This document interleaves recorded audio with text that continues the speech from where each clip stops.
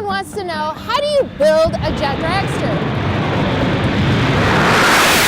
Why do you build a jet dragster?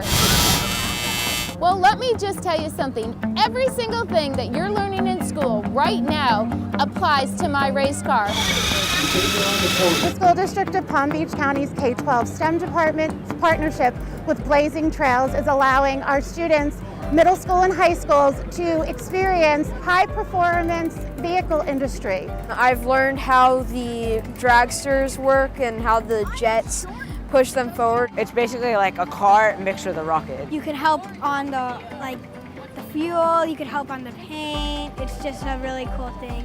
From drag to aerospace to engineering, mechanical engineering, my parachutes that come out, to the human factors of what can a body go through when the parachutes come out and deploy. There are so many things, from marketing to communications to graphic design. There is something for everyone.